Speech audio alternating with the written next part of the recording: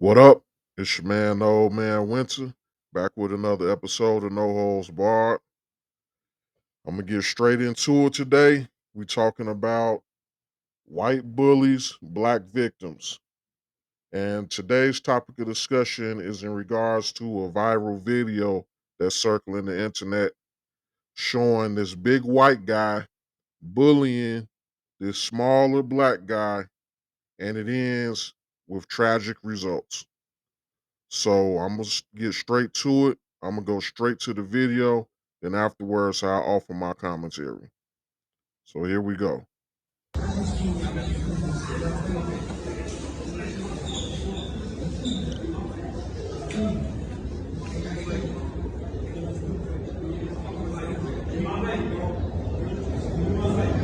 So for lighter.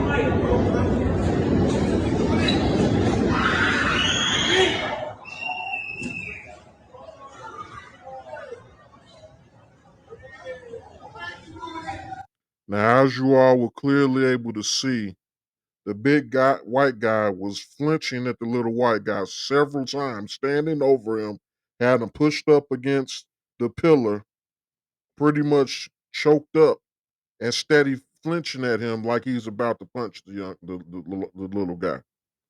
The little guy didn't have any choice but to defend himself in that situation. And it ended with what you all just seen, this big white guy getting punched in the face with the little guy defending himself. And he stumbled, he fell down like a ton of bricks, stumbled and fell over the edge of the platform of the train station, and just so happened a train was coming at that very time, so he didn't have time to recover, get up, and get up out of there. And unfortunately, this gentleman lost his life. But you reap what you sow. It never pays to bully. It's never pays to be a bully. And these are the dire consequences sometimes when you think you're just a big guy and you can do whatever you want. And I'm white and I say so. I'm gonna stand over you and flinch at you and punch you or do whatever, act like I'm gonna punch you just over something as small and uh irrelevant as a lighter. Something as petty as a lighter caused this man to lose his life because he decided he wanted to stand over this young man and flex his muscles on him and act like he's gonna beat him down over a lighter. And he paid the ultimate price for that foolish decision that he made. I'm gonna let the video continue a little bit more, but that was the crux of it right there. Now me and my child can't go home because y'all were trying to get the shit. Now that's That wild is to me. fucking I wanted to play ridiculous. that part because that's wild to me that this lady was so hardly, which is irrelevant to the matter at hand, but this lady was so heartless and unfeeling for somebody that just lost their life that the first thing she's talking about is how them getting into it in this situation is going to delay her day. And somebody just lost their life tragically, deservedly because of the actions he took, but tragically nonetheless. If you see somebody die in front of you, and that just is just uh, a snapshot of today's society, how people are so cold and heartless, that they'll witness somebody die right before their eyes, and they have completely no feelings about that part, and all they're concerned about is the minor inconvenience that person died might cause them for the outcome of their day. Like, that's mind-boggling of itself. That's not the topic of discussion, but that's just a side topic of how far, as I always say, our society is falling. That you see something horrifying like that, and this is the first reaction, how your day is ruined and how you're going to be delayed. And yes, we understand that you probably had somewhere you had to be, you had your child with you, but somebody did lose their life. Please have some type of decorum about yourself and not be so self centered as the first thing you think about is how you're going to get home. At least take a second to acknowledge that this man just died right before your eyes. That was a little sick in and of itself to me. But we're not here to really to talk about that. We're here to talk about how the system of white supremacy always finds a way to put a spin on things, no matter how cut and dry the situation is. Now, from what you all just seen, any logical person would say this man is standing over here bullying him, steady flinching at this guy. What would you think? That's a clear case of self-defense. Yes, the outcome ended up being tragic, but it wasn't purposeful, and the man just fought back against an attacker that was holding him down and physically threatening him. But well, as you'll see in the following video that I'm about to show, the following news report, that the system of white supremacy doesn't see that. With the system of white supremacy, changes the narratives and creates who's going to be their heroes and their villains as they go along under the universal rule of I'm white and I say so. So, fair use is in full effect. Take a look at this right here. Police have now identified the man arrested for his role in a deadly fight on a SEPTA platform. A man was killed after falling onto the tracks in front of an oncoming train. Action News reporter Charles Watson is live in University City with more on what we're learning about this deadly dispute. Charles. Yes, Sarah, the suspect involved in that fatal incident at the 34th Street station. Now listen to the language. The suspect. Now the gentleman that was being assaulted and being bullied and being treated while this big white guy was standing over him, steady flinching at him like he was gonna beat him down. That's the suspect. And this other guy is constantly referred to as what? Is now charged with involuntary manslaughter. Sources Huh? Charged with involuntary manslaughter. So let's go back to the beginning. Let's go back to how this narrative is being proposed or exposed to the public. Identified the man arrested for his role in a deadly fight on a SEPTA platform. A man was killed after falling onto the tracks in front of an oncoming train. Action News reporter Charles Watson is live in University City with more on what we're learning about this deadly dispute. Charles. Dispute, it looked like a one-way dispute to me, but let's continue. Yes, Sarah, the suspect involved in that fatal incident at the 34th Street station is now charged with involuntary manslaughter. Sources tell Action News they believe that police believe that both the suspect and victim knew one another, and their argument or The suspect and victim. You mean the big white guy standing over that guy, flinching at him several times? That's the victim, huh? And the little black guy is being charged with what? Involuntary manslaughter in an obvious self-defense matter? Why is he being charged with anything? Ask yourself this one simple question. And we go back to A Time to Kill with this, and we need to use that ploy with almost any scenario in this world. If the victim, if it was a little white guy and a big black guy, those roles were reversed. A big black guy was standing over a little white guy, steady flinching at him. And that little white guy punched his lights out and he stumbled and fell over that platform. That little white guy will be getting the keys to the city right now. He will be praised from one side of the country to the other as a hero who stood up to a big black bully. And it's nobody that can dispute that fact unequivocally. Everyone knows that will be the case. Anytime there's a incident where a black guy and a white guy gets into it and a white guy gets the better of the black guy, rare that it is, it's celebrated throughout the country. All the white supremacists come out the woodwork, no matter the circumstances, to defend that white guy and say it was justified and he shouldn't be charged with nothing, he shouldn't face no consequences. Role reversal. Now this man is being in an obvious self-defense situation. This man now has to go through the criminal justice system. He's a homeless guy, so he's not going to be able to afford a lawyer. They're going to railroad him.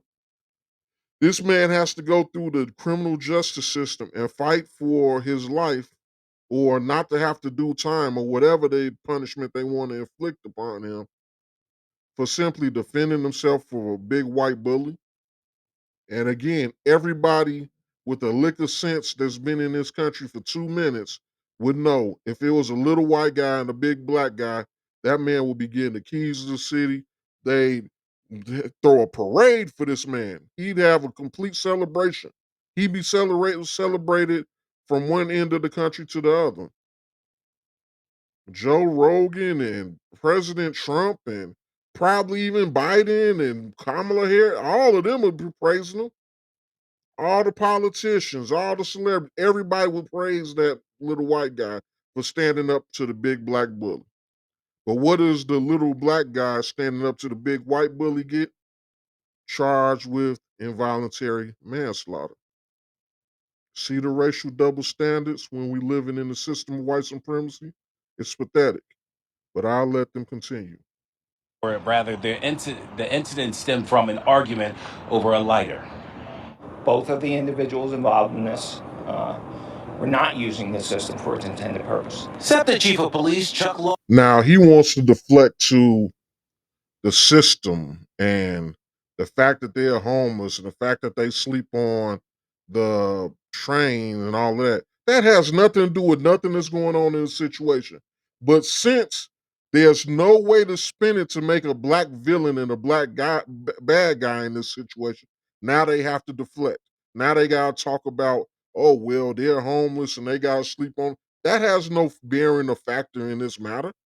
It was a big white guy bullying this black man. But there's no way they could talk about the situation and genuinely make the black guy look bad in their words, even though they're charging him and going to try to prosecute him. He can't give any type of verbal confirmation to say that this black guy was in the wrong or demonize him in any kind of way because everybody could see with their own eyes that he was being completely dominated by this big white guy that was standing over him, steady flinching. Nobody, but notice another thing. They all are ignoring the behavior of the white guy in general, what led to his own death and demise. They will, I'm going to show you this whole news report. They will not address the fact that that big giant white man was standing over that black man and was threatening him and acting as if he was going to punch him or attack him. They won't talk about it. They're going to talk about and deflect it with all these other distractions instead of saying this man caused his own death. This was self-defense. This man was standing over him, bullying this man and threatening to attack him, and the man defended himself. That should be the narrative, but that's not going to be the narrative. They're going to start deflecting and talk about a bunch of stuff that has nothing to do with nothing in this case. Lawson says extra patrols are out in stations and on trains following a deadly dispute on the platform at 34th Street Station.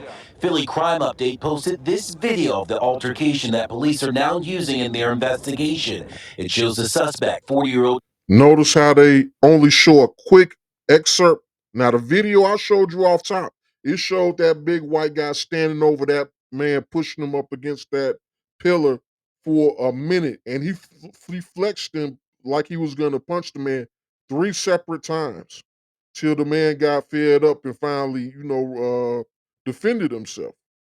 But they, in any of their videos, they're not going to show the whole video in its entirety or show the aggressiveness of the big white guy. You want to know why? Because it will go against their narrative, or it'll go against their deflection or their cover up, or the fact that this man was being bullied by this big white guy and he just simply defended himself. Chaz wearing strike the victim, who then stumbles onto the tracks before a train fatally hits him. Now notice the editing. They showed the big white guy punch at him, like, flex at him one time.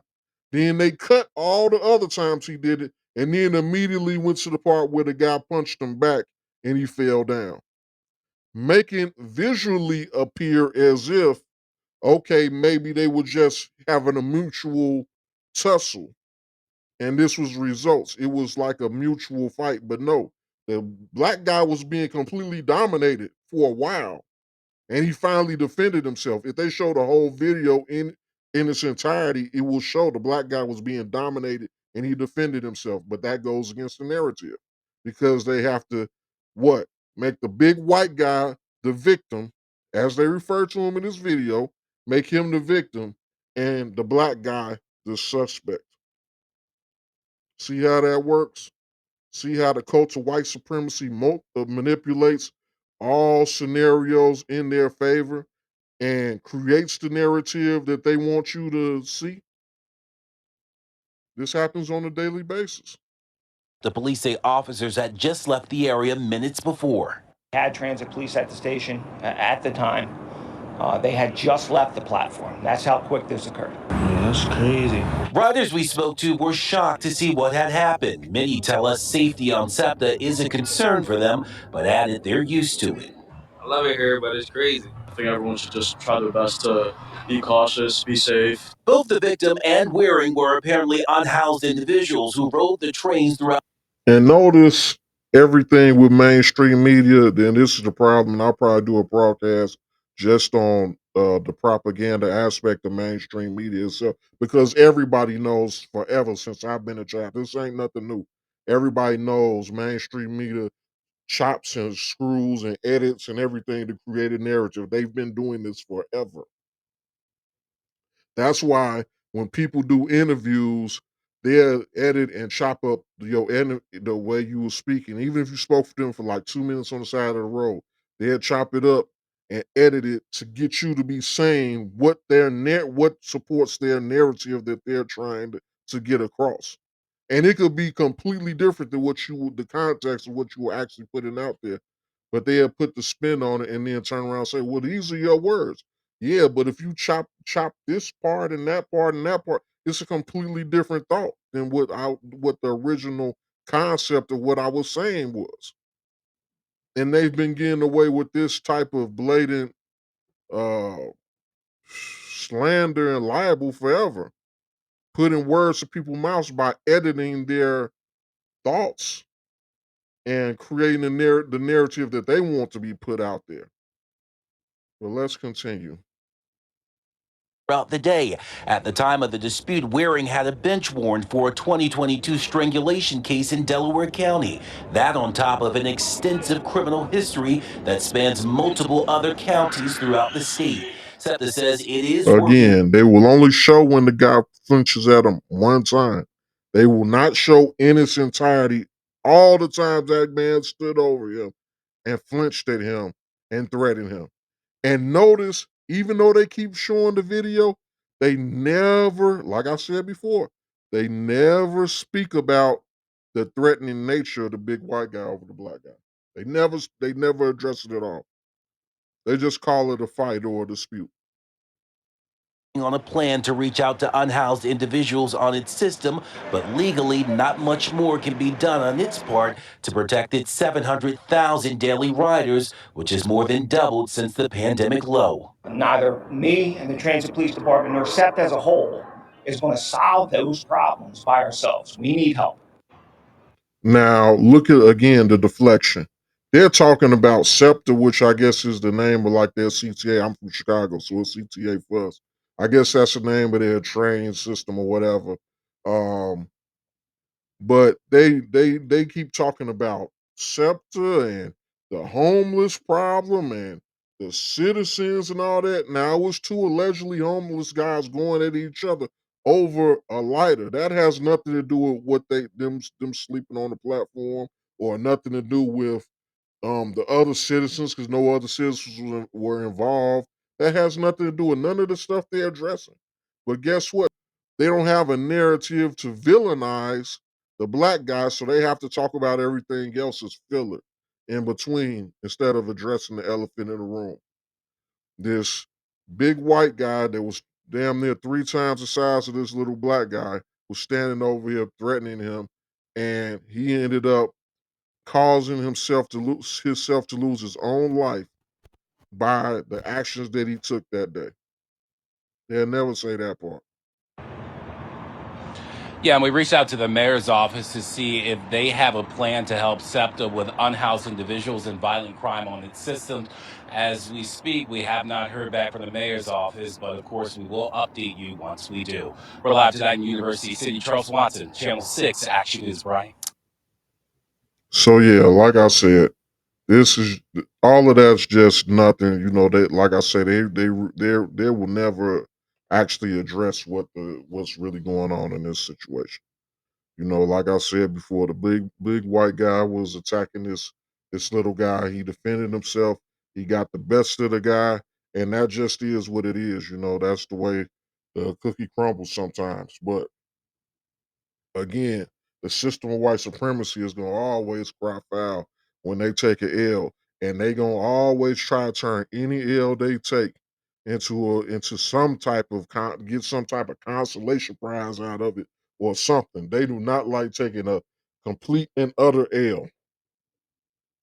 And a big white guy standing over a little black guy like Goliath and David, and Davis swings up and knocks Goliath across his jaw, and he stumbles over and falls over a train platform and gets run over by a train.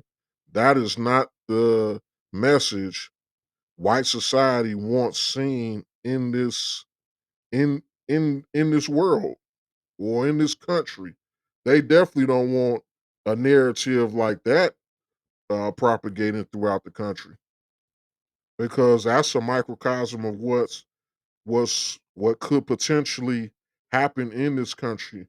The little engine that could, the little David society of black people subjugated under the thumb of white supremacy in this country. They always fear us rising up and going against their jaw or pulling out that slingshot and knocking down Goliath, or killing Goliath, which is the system of white supremacy. So that matter right there was a microcosm of their biggest fear. The little black subjugated people rising up and slaying the big white supremacist machine. But let me know what you guys think out there. And I'm not going to beat your eardrums up all night about this subject. I said what I had to say about this, and we out of here. Peace.